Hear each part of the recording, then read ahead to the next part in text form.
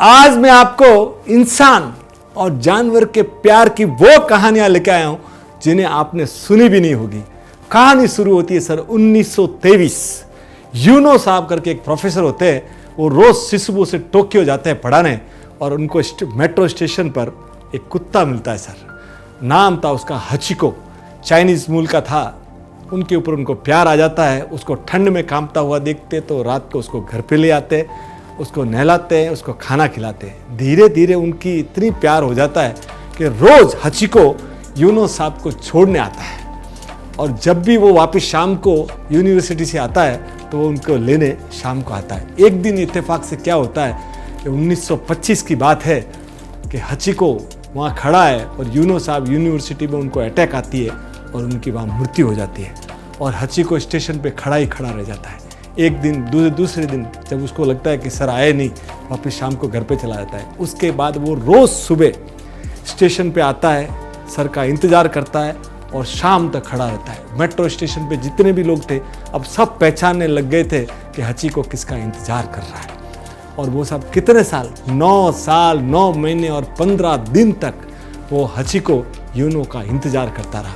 पूरे टोक्यो में उनकी कहानी फेमस थी साहब। और जिस दिन हचिको की मृत्यु हुई पूरे टोक्यो में पूरा टोक्यो शोक संतप्त हो गया। और आज भी आप जाएंगे ना साहब, वो शशिबू रेलवे स्टेशन के बाद हचिको और यूनो की पूरी स्कल्पचर बनी हुई है, पूरी मूर्तियां लगी हुई है और पूरा स्क्वायर को हचिको स्क्वायर कहा जाता है सर। इसको कहते हैं सर इंसान और जानवर का प्यार। दूसरा सर, एक डिम करके पेंगुइन होता है, आता है साउथ अमेरिका से, रियो डी जेनेरियो ब्राज़ील के किनारे। उस समय एक जोस डिसूजा करके 71 ईयर्स ओल्ड 71 साल के एक बुजुर्ग आदमी की नज़र पड़ती है एक पेंगुइन के। उसका पूरे पेंगुइन के पंख के ऊपर पूरा का पूरा ऑयल लगा हुआ, वो उड़ नहीं पा रहा है। उसको तकलीफ में देखते हैं तो वो पेंगुइन को घर पे ले आते हैं और पेंगुइन को नहलाते हैं, तैयार करते हैं और उसकी सेवा करते हैं। धीरे धीरे उसको उसके पंखों को धीरे धीरे ठीक करते हैं और उसमें 4-6 महीने लग जाते हैं। और फिर उसको बोलते हैं कि भाई तू उसको कोशिश भी करते गुजारे।